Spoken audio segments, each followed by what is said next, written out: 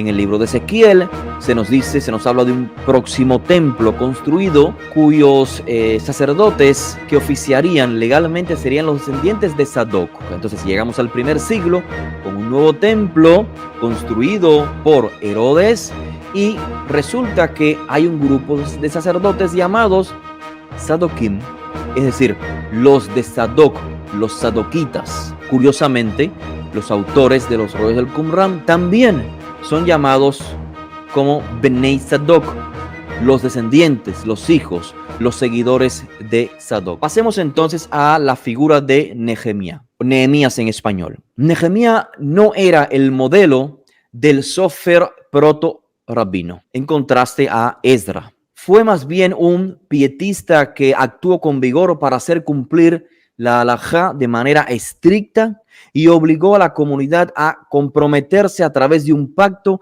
a una fidelidad renovada a lo que es la palabra de Elohim, tal como la entendía el propio Nehemías bajo su autoridad. Fíjense el contraste a continuación. Como gobernador persa de Judea, tenía los medios necesarios para instituir una coraza que yo defino como celo por la fe de Israel, la cual era buscada por los profetas previos preexílicos, como es el caso ya citado de Malachi y, claro, también procurada por Esdra. La institución de esta coraza o de esta protección de la antigua fe de Israel se refleja en la disolución de los matrimonios entre el pueblo de Israel y los extranjeros y en la promesa hecha por los israelitas cuando dijeron: no daremos nuestras hijas a gente de otros pueblos, ni tomaremos sus hijas para nuestros hijos. Nehemías entonces indica que todas las clases de judíos separados de la gente de otros pueblos forman lo que es la raza santa o sagrada, como se dice en otro lugar. Entiéndase, forman o conforman la comunidad que ha pactado obedecer la Torá de Moisés, que es lo mismo que la Torá de Elohim, porque esta fue dada por medio de Moisés, y de esto leemos en Nehemías 10:29. Esta comunidad se convirtió en el prototipo de las futuras comunidades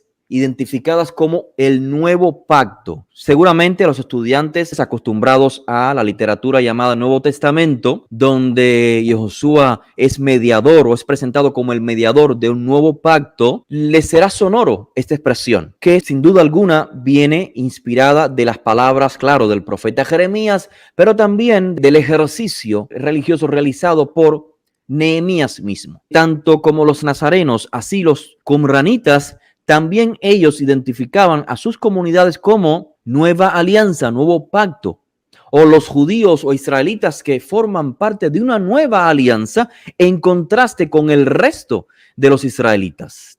En otras palabras, ya ellos habían ingresado, los qumranitas, así como los nazarenos, en la nueva alianza, cada uno con ciertas visiones similares unas a otras. Hoy no es el día de hablar o de profundizar en lo que respecta a las creencias similares entre los qumranitas y los nazarenos, pero sí tenían mucho en común. Así que este concepto de nuevo pacto, de una nueva alianza entre la divinidad y el pueblo redimido tras el exilio, también se convirtió en el prototipo de lo que se llama en la literatura rabínica las Javurot de los fariseos, en hebreo Perushin, en las que los miembros se comprometían entre sí a obedecer ciertas prácticas. Es decir, comenzó lo que se llama el separatismo, o si se quiere, las sectas, pero no en un sentido peyorativo, sino en el sentido de que se diferencian un grupo de otro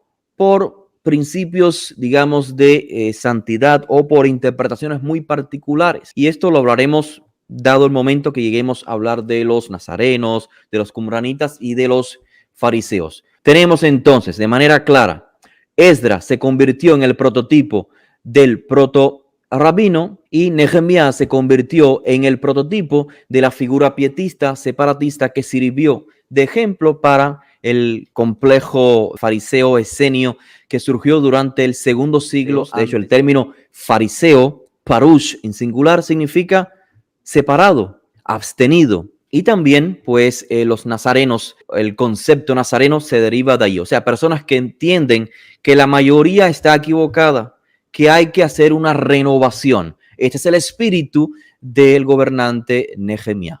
A pesar de los esfuerzos de Nehemías, existían fuertes corrientes en contra de este programa que era de ambos realmente, Esdra y Nehemías. Si bien Nehemías hizo cumplir el programa de Esdra porque tenía la capacidad gubernamental, tenía el poder de hacerlo, por alguna razón Esdra no estaba entre los firmantes de este pacto. Vamos a llamarle nuevo pacto. Nunca sabremos a partir de nuestra literatura actual si Esdra tenía el mismo tipo de reservas sobre el método de Nehemías que los protorrabinos tenían sobre el de los fariseos. Y así, las corrientes de oposición a Nehemías pueden haber incluido no solo a los samaritanos, según el texto bíblico claramente lo fueron, y ciertos círculos de los sacerdotes y profetas, sino que también personas de ideas afines que, sin embargo, rechazaron el enfoque pietista y separatista de la regeneración de este judaísmo. En la oposición, en evolución, podemos ver los comienzos de varios movimientos en conflicto. Por ejemplo, los sadokim, los saduceos, los que seguían a Sadoc. Sadoc es el nombre de un sacerdote de los días del rey Salomón. En el libro de Ezequiel se nos habla de un próximo templo construido, un templo especial, cuyos sacerdotes que oficiarían legalmente serían los descendientes de Sadoc, los de la línea de Sadoc. Entonces llegamos al primer siglo con un nuevo templo construido o reconstruido, remodelado por Herodes, y resulta que hay un grupo de sacerdotes llamados Sadokim, es decir, los de Sadoc, los sadoquitas. Se ha traducido en español como saduceos, derivado del término griego. Pero eso es lo que significa Sadokim.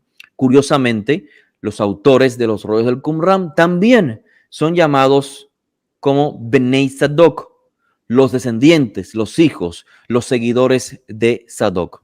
Todo eso tomó lugar aproximadamente 2 siglos antes de la era común. También tenemos a los seguidores de los protorrabinos y a una amplia masa del pueblo que era llamada Amei Haaretz. Amei Haaretz es una expresión que no tiene significado literal porque sería los pueblos de la tierra, entiéndase la gente de la tierra, o entiéndase mejor el vulgo.